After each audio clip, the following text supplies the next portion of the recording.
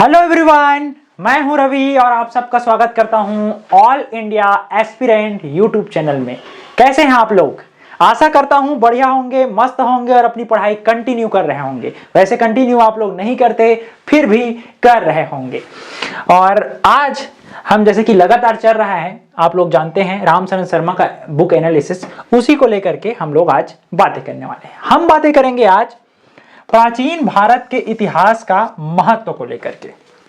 क्या इतिहास केवल उनके लिए आवश्यक है जो सिविल सेवा की तैयारी कर रहे हैं, जो विभिन्न प्रकार के स्टेट पीसीएस की तैयारी कर रहे हैं, या अन्य कोई कंपटीशन एग्जाम की तैयारी कर रहे हैं? क्या इतिहास उन्हीं के लिए आवश्यक है या सभी के लिए इतिहास आवश्यक है?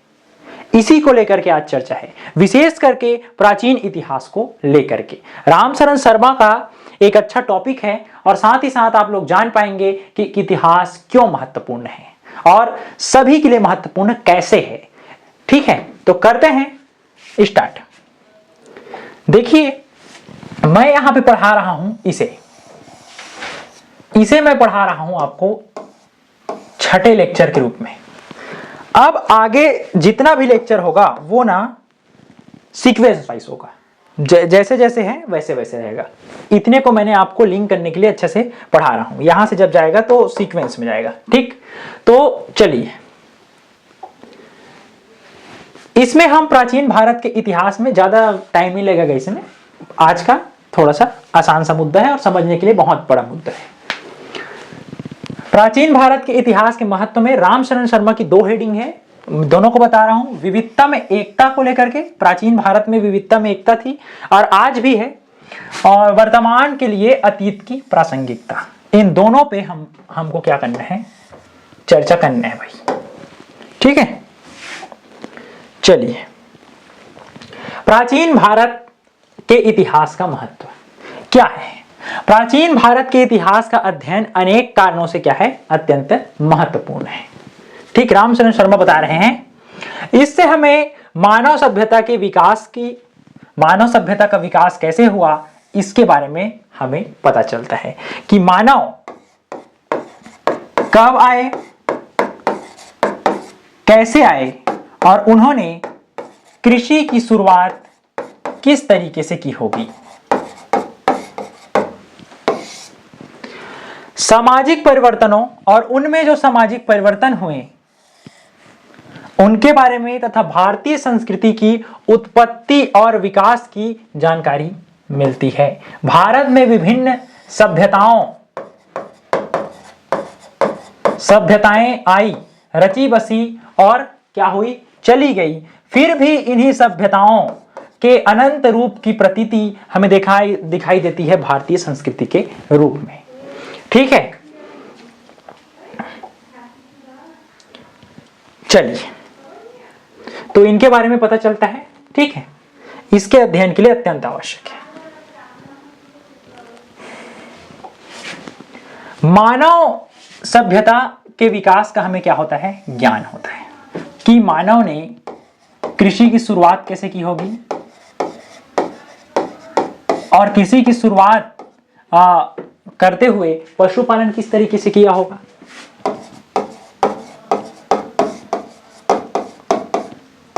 और इसी कृषि और पशुपालन से अर्थव्यवस्था का विकास कैसे हुआ, किस तरीके से राजतंत्र का गठन हुआ, इसे जानने के लिए प्राचीन भारत का इतिहास महत्वपूर्ण है। साथ ही साथ जब मानव ने इस तरीके से कार्य किए तो उन्होंने प्राकृतिक संसाधनों का उपयोग कैसे किया, किन किन संसाधनों का उपयोग किया, पत्थर का उपयोग कैसे किया, लकड़ी का उपयोग किया, तो उनका उपयोग उन्होंने कैसे किया, हड्डियों का उपयोग किया और उनसे शुरुआत में कृषि हुई, मेहरगढ़ में हुई।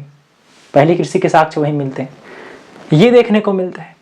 साथ ही साथ आधुनिक मानव ने प्राचीन मानव ने तकनीकी एवं आर्थिक विकास कैसे किया होगा, किस तरीके से उन्होंने आग जलाया और धीरे धीरे उसकी तकनीकी आगे बढ़ी, हल का आना, और साथ ही साथ आप देखते हैं पहिए का आविष्कार नवपाषाण काल में। पहिए के आविष्कार से क्या हुआ, बर्तनों का निर्माण हुआ। तो ये सब क्या थी, तकनीक थी। तो इन तकनीकों का विकास कैसे हुआ, साथ ही साथ धीरे धीरे हड़प्पा सभ्यता में आप देखते हैं कि मूर्ति मिली है, किसकी? कांसे की। तो आप देखते हैं मूर्ति बनाने की कला किस तरीके से विकसित हुई और आर्थिक विकास कैसे हुआ धीरे धीरे। पहिए के आविष्कार ने व्यापार एवं वाणिज्य, पहिए का आविष्कार ही व्यापार को बढ़ावा मिला। जब पहिया है भाई तो हम दूर दूर से ले जा सकते हैं सामान। व्यापार और अर्थव्यवस्था के विकास को देखने को मिलता है। साथ ही साथ भाषा और लिपियों के विकास की हमें जानकारी मिलती है कि किस तरीके से मानव शुरुआत में कोई भी लिपि नहीं जानता था और उन्होंने भाव चित्रात्मक लिपि जानी। फिर धीरे धीरे प्राकृत भाषा आई, संस्कृत भाषा आई और धीरे धीरे क्या हुआ? लिपियों का एवं भाषाओं का विकास हुआ। विभिन्न लिपियां आई और साथ ही साथ इससे भाषाओं का भी विकास हुआ और धीरे धीरे चल करके हमारी जो भाषा है हिंदी वो भी उभर करके देखने को मिली है। तो कब पता चलता है? जब हम प्राचीन भारत के इतिहास का अध्ययन करते हैं, भारतीय संस्कृति की समझ होती है कि भारतीय संस्कृति ऐसी कैसे है, विविधता में एकता कैसे है भारतीय संस्कृति में।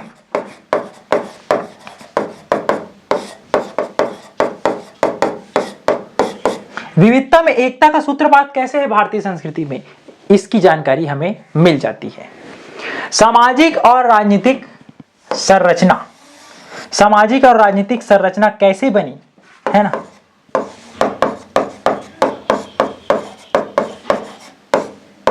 इन सब चीजों के बारे में हमें जानकारी मिलती है। इसलिए प्राचीन भारत का इतिहास क्या है? महत्वपूर्ण है। मैंने लिख दिया है पूरा, आप लोग इसको पढ़ते रहिएगा क्योंकि यहाँ पे मैंने समझाया है सिर्फ उसी का है, मैंने शब्द के अनुरूप उसको ढाल के लिखा है। ठीक, इसको आप लोग पढ़ते रहिएगा, मैं ये पीपीटी आपको दे दूंगा। अब देखते हैं विविधता में एकता। भारत विभिन्न संप्रदायों से, विभिन्न पंथों से, विभिन्न धर्मों से, विविध भाषाओं से, विविध परंपराओं से सुसज्जित देश रहा है। साथ ही साथ हर जगह में पठार, पर्वत, नदियों की वजह से लोक संस्कृतियां विकसित हुई हैं, फिर भी भारत एक है, फिर भी विविधता में एकता है। इसी विविधता में एकता को लेकर के रामचंद्र शर्मा जी बातें करते हैं और बताते हैं कि ये प्राचीन भारत में भी विद्यमान था और ये सदा विद्यमान रहेगा। विविधता में एकता प्राचीन भारतीय संस्कृति की सबसे प्रमुख विशेषता है। भारत में अनेक जातियां, भाषाएं, धर्म, मैंने कहा है ना, संस्कृतियां और परंपराएं होने के बावजूद एक गहरी सांस्कृतिक एकता विद्यमान रही है। ये क्यों रही है उसको आगे देखते हैं, क्या कारण है इसके, इसको देखते हैं। भारतीय सभ्यता में विविध जातियां आई। कौन कौन सी जाति आई? आपके आए आर्य। आर्य वैदिक संस्कृति का निर्माण किए थे, है ना। आर्य, द्रविड़, यूनानी, शक, हून और तुर्की, इन सारे लोग आए और सारे लोग आकर के क्या हुए? इसी भारत भूमि में बस गए। भारत भूमि ने इनको भी आश्रय दे दिया और भारत इनको भी भा गया और अपनी मां की तरह ये यहां रहने लग गए। ये बात ध्यान देने योग्य है कि हम जब भी किसी को दिल से मानते हैं, रिश्ता भी क्या होता है? दिल से होता है। खून से हालांकि रिश्ता होता है, लेकिन दिल से जो रिश्ता होता है वो रिश्ता ज्यादा प्रगाढ़ होता है। तो जब हम दिल से मानते हैं कि ये हमारी माँ है, तो हमारी माँ है, इसे पालन करने वाली एक माँ है और एक जन्म देने वाली है, और जन्म देने वाली से कौन ज्यादा महान है? पालन करने वाली। तो वैसे ही बातें हैं कि इस धरा में आकर भी वे यहीं पे रच बस गए और क्या किया इन्होंने? समाज में, कला में, शिल्प में अपनी भाषाओं को दिया और साथ ही साथ साहित्य भी दिए। और इस तरीके से क्या किया? समाज, कला, शिल्प, भाषा और साहित्य को क्या किया? इन्होंने समृद्ध किया। और जब ये लोग एक साथ रहते थे तो इसमें समन्वय स्थापित हो गया और भारतीय संस्कृति ऐसी हुई। विविधता में एकता इस तरीके से है। इन सभी भारतीय समाज कला, है ना, भाषाई समन्वय, इन सबकी भाषाओं का क्या हुआ? समन्वय हुआ। हर एक भाषा का। वैदिक साहित्य में मुंडा और द्रविड़ भाषा के कई शब्द मिलते हैं। यह बताते हैं, ये यह प्रमाण देता है कि क्या हुआ, अनेक भाषाओं का समन्वय हुआ। साथ ही साथ संगम साहित्य में क्या होते हैं, संस्कृत भाषा और पाली भाषा के अनेक शब्द पाए जाते हैं। इससे भी पता चलता है, इससे भी प्रमाण मिलता है कि भाषाई समन्वय हुआ है, तभी विविधता में भारत की एकता है। साथ ही साथ इससे विभिन्न भाषाओं और संस्कृतियों के परस्पर आदान प्रदान का प्रमाण मिलता है। मैंने वही बताया, सीधा है, डायरेक्ट है। धार्मिक सहिष्णुता, भारत में आज से नहीं पहले से धार्मिक सहिष्णुता रही है, सर्वधर्म समभाव की भावनाएं रही हैं।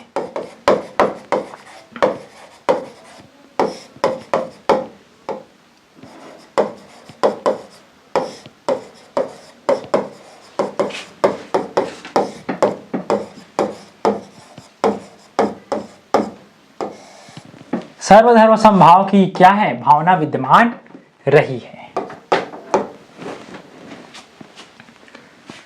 भारत में विविध धर्मों का उदय हुआ, जैसे कि हिंदू धर्म का उदय हुआ, बौद्ध धर्म का उदय हुआ, जैन धर्म का उदय हुआ, और इन सभी धर्मों के बीच में क्या हुआ, संवाद हुए, और इन सब के बीच में समन्वय भी देखने को मिलता है। ठीक है, तो ये कहा जा सकता है कि भारत शुरू से ही सर्वधर्म समभाव का देश रहा है, और यहाँ पे सदियों से विविधता में एकता विद्यमान रही है। साथ ही साथ बात करें प्राचीन भारत के नामों की, इसे बात करते हैं राम शर्मा जी, तो मैं भी बात कर रहा हूं, है ना। इसमें देखिए आर्यावर्त, आर्यावर्त को हम जब देखते हैं तो उत्तर एवं मध्य भारत के लिए क्या है, प्रयुक्त होने लगा था आर्यावर्त, है ना, इतने के लिए आर्यावर्त। भारतवर्ष या भारत भूमि का जिक्र मिलता है संपूर्ण भारत के लिए, बाद में प्रयुक्त होने लगा। हिंद, हिंद हिंद नाम किसने दिया, तो सिंधु नदी के कारण से क्या करते हैं, ईरानी जो लोग हैं उनकी भाषा क्या होती है, फारस, उस समय इसको कहा जाता था फारस। तो ये लोग सिंधु, सिंधु नदी का नाम है, तो ये लोग ना स को ह पढ़ते हैं और ध को द पढ़ते हैं, तो क्या हो गया, सिंधु, सिंधु के जगह में हिंदू या हिंद। ठीक इस तरीके से, हिंदू का तो नहीं, स्पेशली हिंद, हिंद का जिक्र मिलता है, ऐसा माना जाता है। भाई मैं किसी धर्म के पक्ष में नहीं हूं, बार बार बोल रहा हूं। और इंडिया, इंडिया का नाम यूनानी ग्रीक परंपरा से क्या हुआ, विकसित हुआ। इसको आपको ज्यादा जानने की जरूरत नहीं है ना, ज्यादा बताऊंगा तो फिर घूमता चला जाएगा, और आज का टॉपिक ज्यादा बताने को नहीं है। भौगोलिक एवं पारस्परिक एकता, सांस्कृतिक एकता, भौगोलिक एवं सांस्कृतिक एकता की बात करें तो भारत में यह भी प्राचीन काल से विद्यमान रही है। हिमालय से समुद्र तक भारत को एक सांस्कृतिक इकाई के रूप में क्या किया गया है, माना गया है। हिमाद्री तुंग शुंग से प्रभुत्व शुद्ध भारती, स्वयं प्रभा समुज्ज्वला स्वतंत्रता पुकारती, है ना। ठीक है, विभिन्न राज्यों और भाषाओं के बावजूद सांस्कृतिक एकता भी क्या रही है, बनी रही है। विभिन्न भाषाएं हैं और विभिन्न अलग अलग लोक संस्कृतियों के बावजूद भारत में क्या है, अनेकता में एकता स्थापित है। ऐसा क्यों है, विविधता में एकता क्यों है, इसको लेकर के मैं बता रहा हूं। देखिए कहीं पे भारत में क्या है, इसको रामचंद्र शर्मा ने बताया ना, मैं बता रहा हूं। कहीं पे है पहाड़ी इलाके हैं तो वहां पे पहाड़ी खान पान है, कहीं पे जंगली इलाके हैं तो वहां पे जंगली जीवन है, कहीं पे क्या है, कहीं पे मरुस्थल है तो वहां पे उस तरीके का जनजीवन है। तो इस तरीके से आप देखते हैं कि भारत में, और पहाड़ों ने जो पर्वत है, खास करके विंध्य ने क्या किया है, उत्तर और दक्षिण भारत को दो भागों में बांटा है। यहां तक आप देखेंगे दक्षिण भारत, आप यहां देखिए उत्तर भारत, ये है ना विंध्य। तो इन्हें उत्तर और दक्षिण भारत के भागों में खास करके बांट रखा है। तो इस तरीके से आप जो नदियां हैं, नाले हैं, और खासकर पठार हैं, पर्वत हैं कहीं पे, इसने लोक संस्कृतियों का विकास किया है। और लोक संस्कृतियों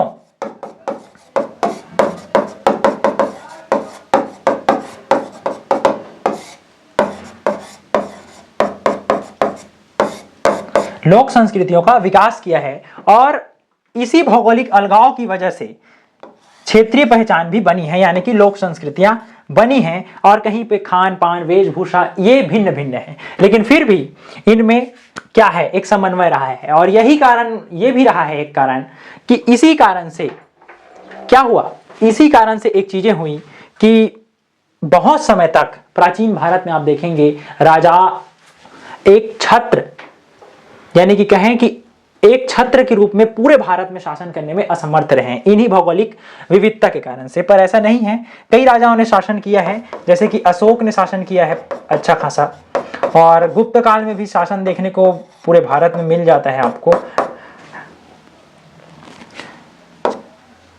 समुद्रगुप्त के समय, ठीक है, तो ऐसा एक आध बार हुआ है। प्राचीन भारत की बात कर रहा हूं, है ना।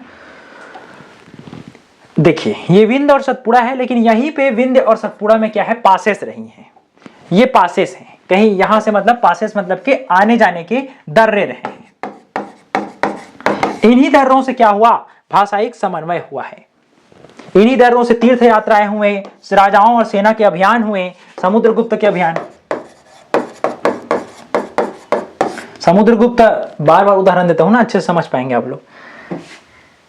और इसी दर्रों से व्यापारिक गतिविधियों को भी प्रोत्साहन मिला, संतों के आवागमन को प्रोत्साहन मिला। इससे क्या हुई, सांस्कृतिक आदान प्रदान बढ़ा। और जो उत्तर की भाषाएं हैं, इंडो आर्यन भाषाएं कही जाती हैं उन्हें, जिसमें हिंदी, बंगाली, पंजाबी और मराठी आते हैं। साथ ही साथ दक्षिण भारत की जो भाषा है, द्रविड़ भाषाएं कहा जाता है उन्हें, जिसमें तमिल, तेलुगु, कन्नड़ और मलयालम आते हैं। इनमें समन्वय क्या हुआ, स्थापित हुआ।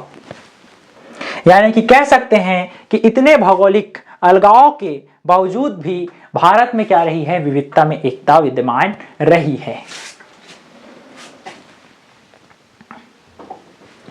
साथ ही साथ एक कारण मैं और भी बता दूं कि हर जगहों पे हर चीजें नहीं होती। आपके पास, आप जब अभी चावल उगा रहे हैं, आपके पास गेहूं नहीं होगा, और गेहूं उगा रहे होंगे तो चावल नहीं होगा, सब्जियां नहीं होंगी, कुछ ना कुछ ही कमी होती है। इन्हीं कमियों की वजह से इन मनुष्य एक दूसरे से क्या होता है, जुड़ता है। तो भौगोलिक स्थिति भी ऐसी है भारत की कि हर जगह पर्याप्त मात्रा में सब चीजें नहीं है। खास करके कहीं पे लोहे की मात्रा अधिक है, कहीं पे क्या है, कृषि के क्षेत्र अच्छा खासा कृषि होती है, तो कहीं पे मरुस्थल है, कहीं पे सोना अच्छा खासा है, और कहीं पे मसाले मिलते हैं, बाकी जगहों पे नहीं मिलते। कहीं पे वन्य उत्पादन अच्छा है और कहीं पे तांबा वांबा है, ठीक है, एक उदाहरण है।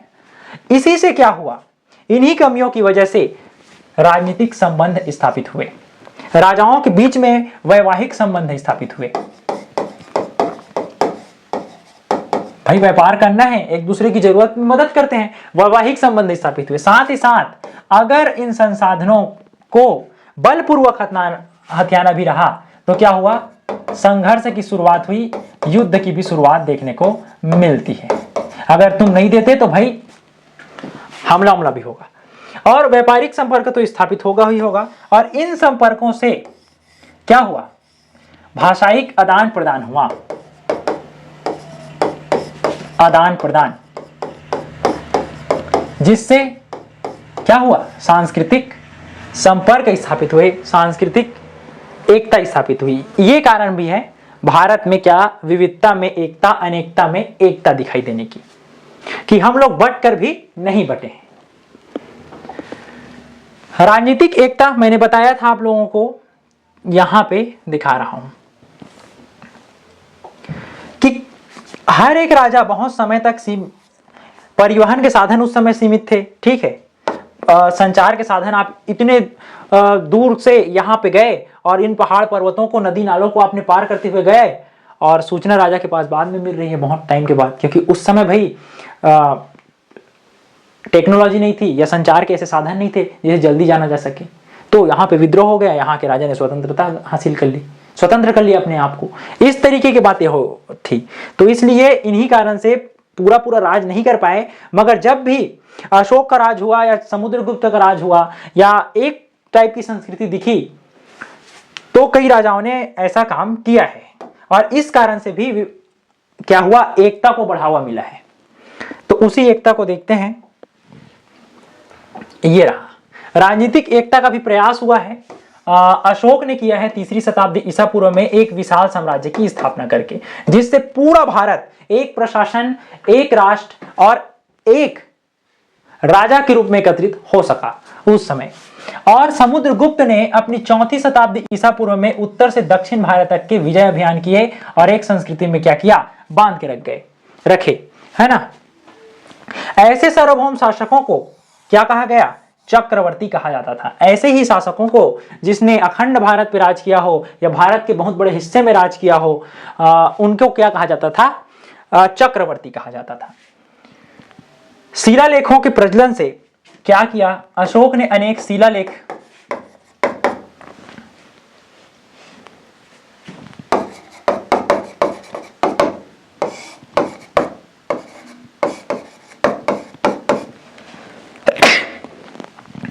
शिलालेखों का क्या किया, प्रचलन किया। इन शिलालेखों के प्रचलन से भी क्या हुआ, सांस्कृतिक एवं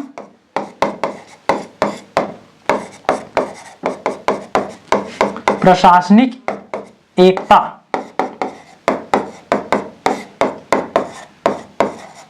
का जन्म हुआ। ठीक है,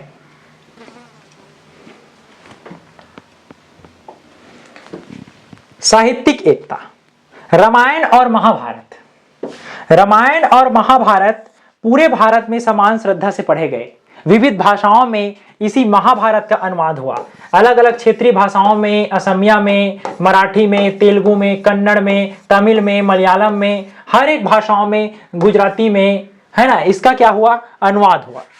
तो ये हर एक क्षेत्र में रामायण और महाभारत क्या हुए, फैल गए। ठीक है, रामायण भी फैल गए, महाभारत भी फैल गए। इससे क्या हुई, सांस्कृतिक एकता का सूत्रपात हुआ। उसी को कहा गया है, अनेक भारतीय भाषाओं में अनुवाद हुए परंतु मूल सांस्कृतिक मूल्य क्या थे, समान थे। और इसी सांस्कृतिक मूल्य से किसका जन्म हुआ, एकता का जन्म हुआ। संस्कृत, उसकी भाषा संस्कृत थी। इसने भी क्या किया है, एक सेतु का काम किया है। विविध जो साहित्य हैं, धार्मिक ग्रंथ हैं, दर्शन हैं, है ना, शिक्षा के जितने भी ग्रंथ हैं वो संस्कृत भाषा में लिखे गए थे। और इसी संस्कृत भाषा का स्थानीय भाषाओं में बाद में अनुवाद हुआ। यानी कि अनुवाद करने वालों को उस भाषा का नॉलेज तो होना चाहिए भाई। तो संस्कृत भाषा का नॉलेज सबको था, इसलिए वो अनुवाद कर पाए। इसी कारण से, और मैं एक चीज और बता दूं कि समुद्रगुप्त के समय में संस्कृत राष्ट्र की भाषा के रूप में उभरा, एक बड़े भाषा के रूप में उभरा था। और उसी समय विभिन्न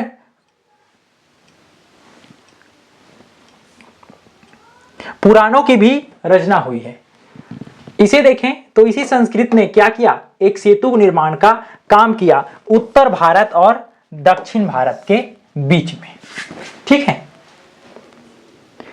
तो इससे भी किसको बल मिला, विविधता में एकता स्थापित हो पाई। यहां पे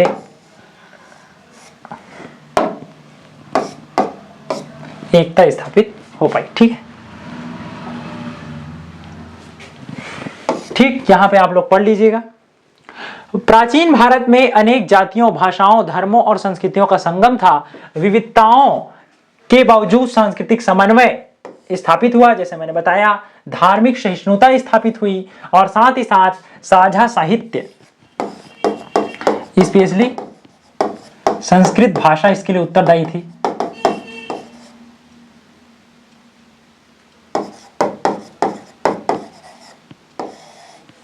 ठीक, समान जीवन मूल्य और भौगोलिक चेतना ने, यानी कि वही भौगोलिक कमी है ना, जिससे व्यापार वाणिज्य को बढ़ावा मिला।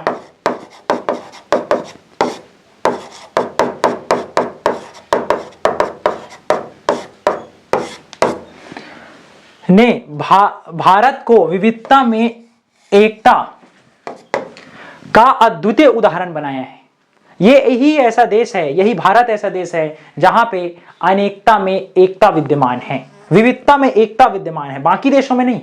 यही वो देश है जहां पे विविध धर्मों, विविध परंपराओं, विविध लोक संस्कृतियों, विविध भाषाओं के लोग रहते हैं।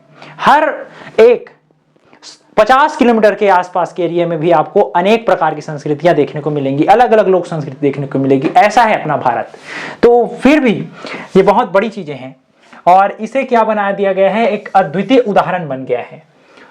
यह भारतीय सभ्यता की सबसे बड़ी क्या है, विशेषता रही है और यही प्राचीन काल में भी था। चलिए हो गया, मैं स्लाइड हटा देता हूं।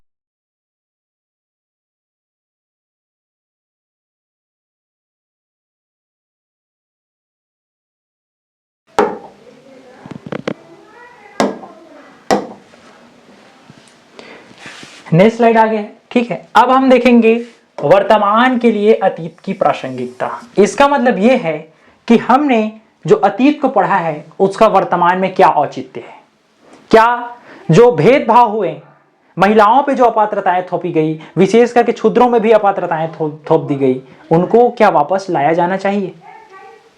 इन्हीं को लेकर के बातें हैं। ठीक है, वर्तमान समय की सामाजिक, आर्थिक और राजनीतिक समस्याओं को समझने तथा उनके समाधान को खोजने के लिए प्राचीन भारत के इतिहास का अध्ययन क्या है, अत्यंत महत्वपूर्ण है। केवल उन्हीं के लिए नहीं है जो लोग सिविल सेवा की तैयारी कर रहे हैं, कंपटीशन एग्जाम की तैयारी कर रहे हैं, उनके लिए आवश्यक है। जो क्या करना चाहते हैं, आताताई विध्वंसकारियों का क्या करना चाहते हैं, पहचान करना चाहते हैं और ऐसे तत्वों को पहचानना चाहते हैं जो राष्ट्र कल्याण के लिए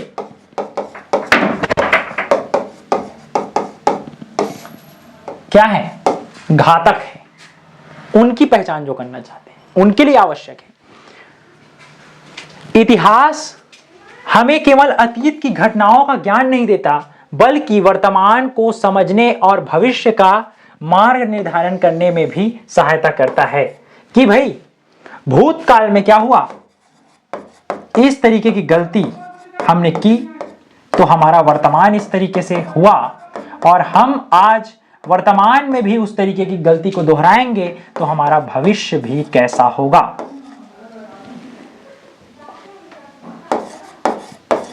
हमारा भविष्य भी कैसा होगा, इसके बारे में क्या मिलती है, जानकारी हमको मिल जाती है। तो इसलिए इतिहास, खास करके प्राचीन भारत का इतिहास सभी के लिए महत्वपूर्ण है, इतिहास पढ़ना चाहिए। ठीक है,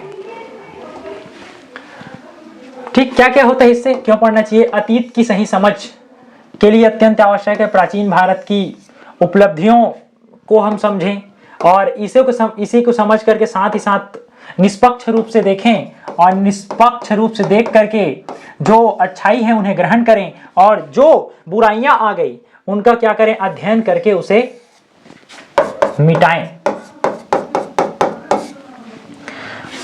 अतीत को ज्यों का त्यों रखना क्या है, उचित नहीं है। जैसे अपात्रताएं थोपी गई थी महिलाओं पे, शूद्रों पे, उनको ज्यों का त्यों अपनाना सही नहीं है।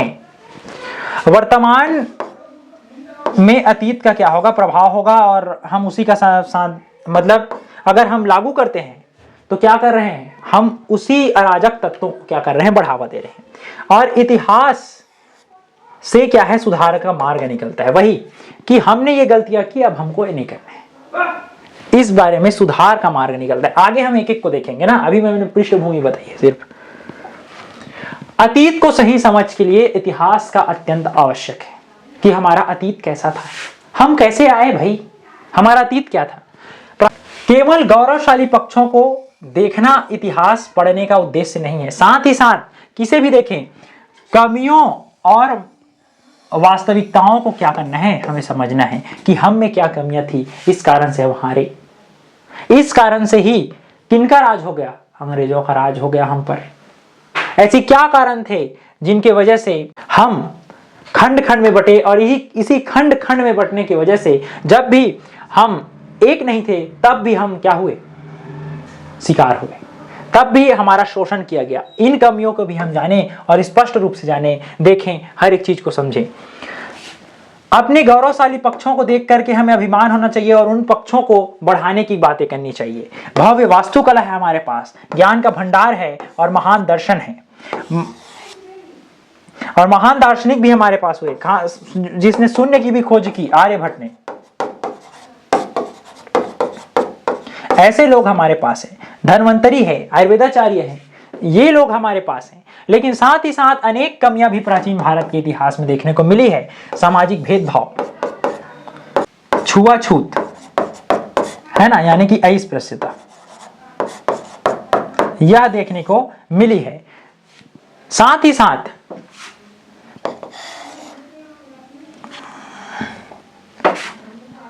दलितों की या फिर शूद्रों की कठिन जीवन परिस्थितियां भी देखने को मिली।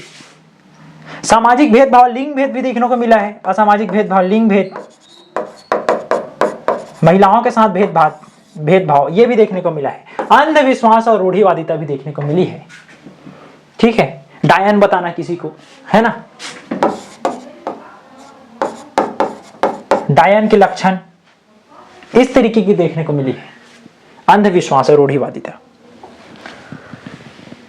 प्राचीन भारत की उपलब्धियों से हमें ज्ञान तो लेना चाहिए, हमारे विज्ञान से ज्ञान लेना चाहिए, गणित का ज्ञान लेना चाहिए, चिकित्सा का ज्ञान लेना चाहिए, कला और साहित्यों को भी अच्छे से समझना चाहिए, ज्ञान लेना चाहिए, वास्तुकला का ज्ञान लेना चाहिए और हमारे साहित्यों पर हमें गर्व होना चाहिए। सीधी सीधी है बस, ये ज्यादा नहीं है। साथ ही साथ उनका अध्ययन भी आवश्यक हो जाता है।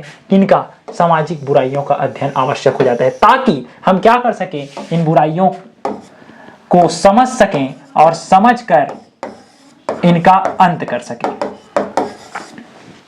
प्राचीन समाज में जाति व्यवस्था, अस्पृश्यता और सामाजिक असमानता क्या है? विद्यमान रही है। शूद्रों और अतिशूद्रों के साथ में भेदभाव किया जाता था। महिलाओं के समान अधिकार क्या नहीं थे? प्राप्त नहीं थे।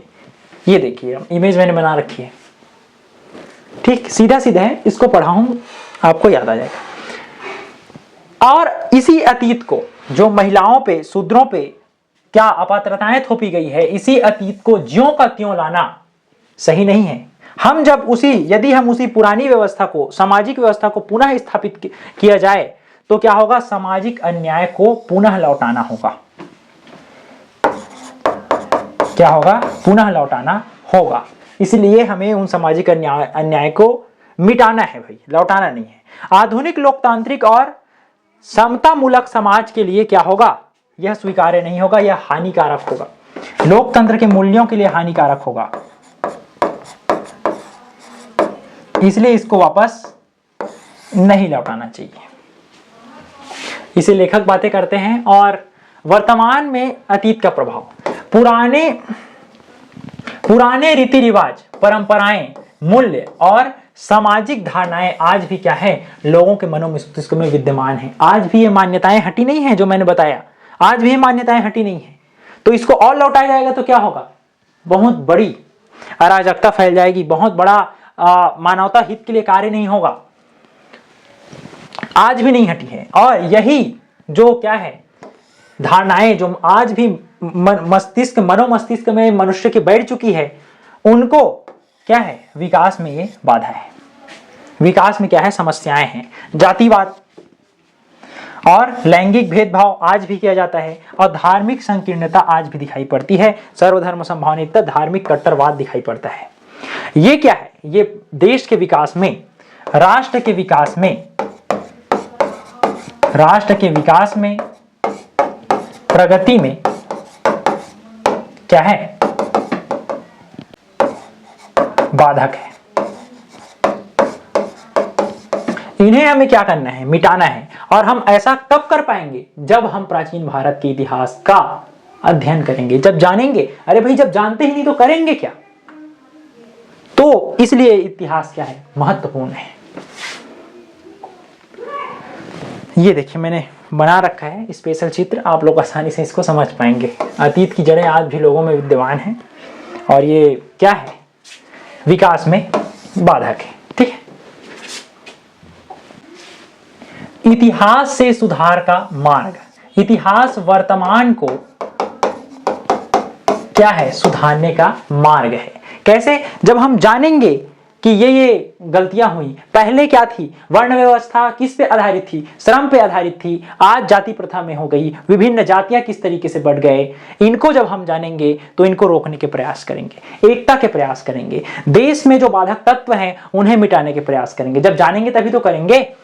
तो जो समस्याएं, इतिहास की जड़ों को हम समझ सकते हैं। जब हम इतिहास की जड़ों को समझेंगे तो साथ ही साथ हम समस्याओं को समझेंगे, असमानता किस तरीके से विद्यमान होने के कारणों को समझेंगे, विभाजन के कारणों को समझेंगे, और साथ ही साथ ऐसे तत्वों की पहचान करने में भी हम क्या होंगे, सक्षम होंगे, जो इस राष्ट्र के हित में क्या है, बाधक है।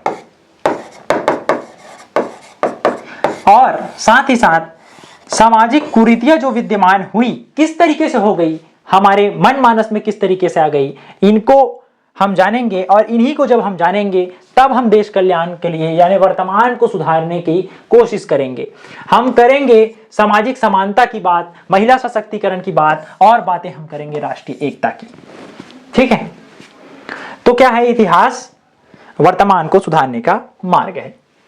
निष्कर्ष इसीलिए मैं पढ़ देता हूं, प्राचीन भारत के अध्ययन केवल अतीत का ज्ञान प्राप्त करने के लिए नहीं, बल्कि वर्तमान की चुनौतियों को क्या करने के लिए, समझने के लिए है, मैंने बताया, और भविष्य के लिए बेहतर समाज के निर्माण हेतु आवश्यक है, मैंने इसे भी बताया। साथ ही साथ इतिहास हमें अतीत की उपलब्धियों से प्रेरणा लेने की तथा उसकी कमियों से सीख करके समानता, न्याय और राष्ट्रीय एकता पर आधारित आधुनिक भारत के निर्माण की दिशा आगे बढ़ाने की क्या करते हैं, प्रेरणा देते हैं। और अच्छा नागरिक कौन है, जो राष्ट्र के हित के बारे में सोचे। तो नागरिक कर्तव्य सिखाती है, ये कह सकते है ना। राष्ट्रवाद आता है जब हम इसे पढ़ते हैं, इतिहास को। ठीक, इतने ही है। और ये मेरा नंबर है, मैं नंबर बताना भूल जाता हूँ, ये मेरा नंबर है। आप लोग इसमें क्या कर सकते हैं, कांटेक्ट कर सकते हैं। और ये पूरी की पूरी स्लाइड मेरे व्हाट्सएप में ग्रुप में आपको मिल जाएगी। व्हाट्सएप ग्रुप का लिंक कहाँ मिलेगा, तो डिस्क्रिप्शन बॉक्स में मिलेगा। आपको डिस्क्रिप्शन बॉक्स में जाना है, उसे टच करना है, और आप मेरे ग्रुप ऑल इंडिया एस्पिरेंट में जुड़ेंगे। और जुड़ने के साथ साथ ही मेरा नंबर भी वहां पे आपको मिल जाएगा।